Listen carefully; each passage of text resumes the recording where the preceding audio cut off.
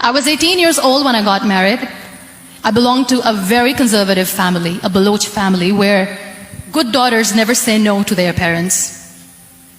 My father wanted me to get married, and all I said was, if that makes you happy, I will say yes. And of course, it was never a happy marriage.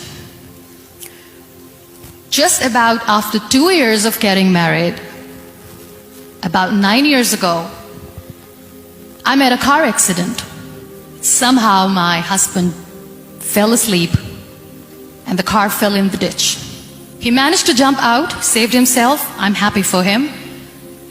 But I stayed inside the car and I sustained a lot of injuries. The list is a bit long. Don't get scared. I'm perfectly fine now. Radius ulna of my right arm were fractured. The wrist was fractured. Shoulder bone and collarbone were fractured. My whole rib cage got fractured. And because of the rib cage injury, lungs and liver were badly injured. I couldn't breathe. I lost urinary bowel control. That's why I have to wear the bag wherever I go. But that injury that changed me and my life completely as a person and my perception towards living my life was the spine injury. Many people came to rescue. They gave me CPR. They dragged me out of the car.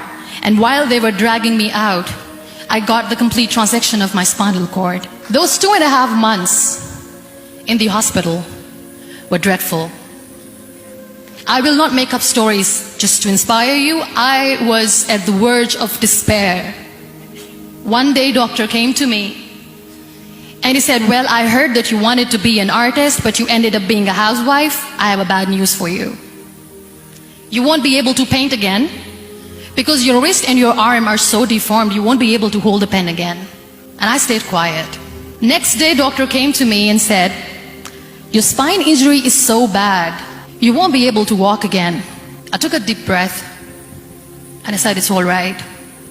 The next day, doctor came to me and said, because of your spine injury and the fixation that you have in your back, you won't be able to give birth to a child again.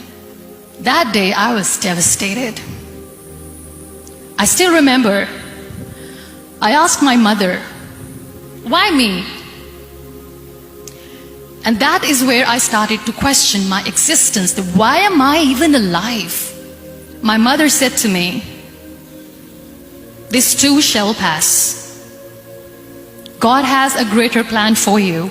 I don't know what it is, but He surely has. And in all that distress and grief, somehow or the other, those words were so magical that they kept me going.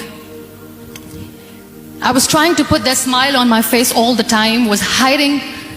It was so hard to hide the pain, which was there. But all I knew was that if I will give up, my mother and my brothers will give up too.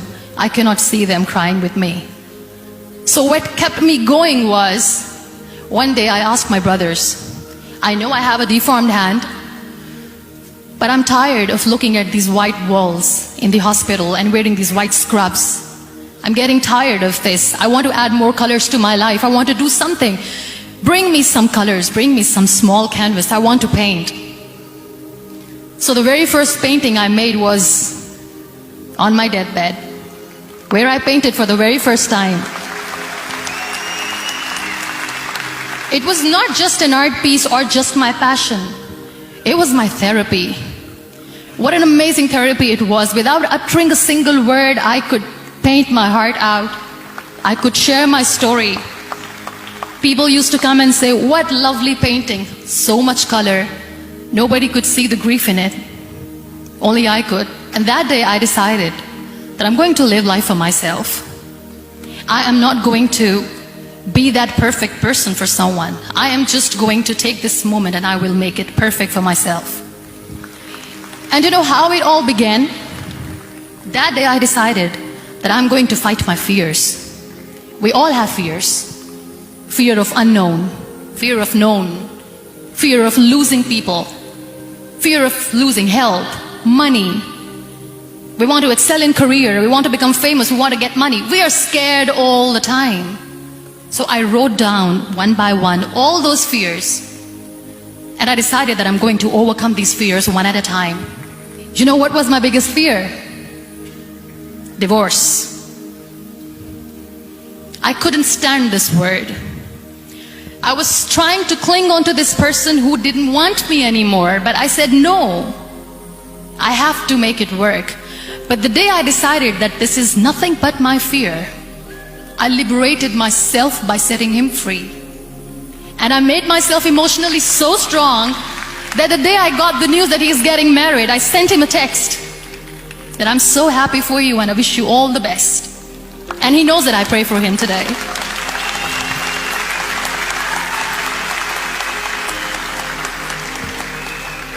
My biggest fear, number 2, was I won't be able to be a mother again. And that was quite devastating for me. But then I realized there are so many children in the world, all they want is acceptance. So there is no point of crying, just go and adopt one. And that's what I did.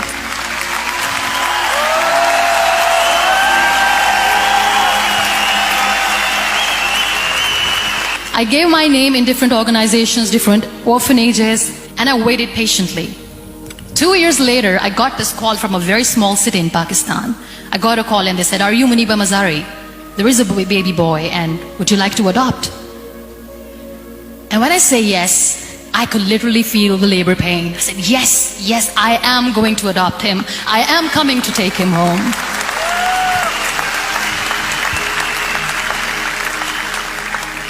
And that day, I was 2 days old, and today he's 6.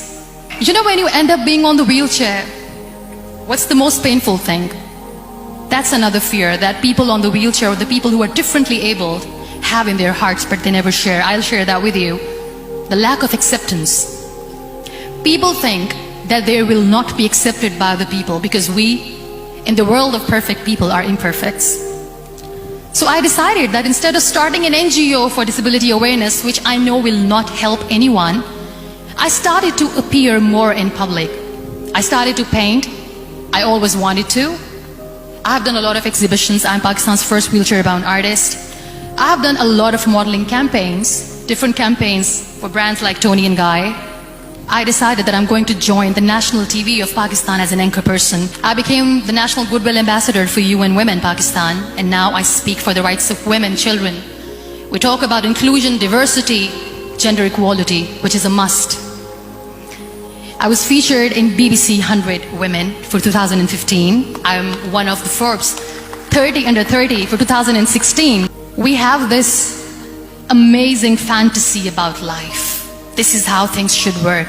This is my plan. It should go as per my plan. If that doesn't happen, we give up. So my dear friends, let me tell you one thing. I never wanted to be on the wheelchair. Never thought of being on the wheelchair. I was always aspiring to do bigger things, but had no idea that for that I have to pay the price to be where I am today. It's a very heavy price.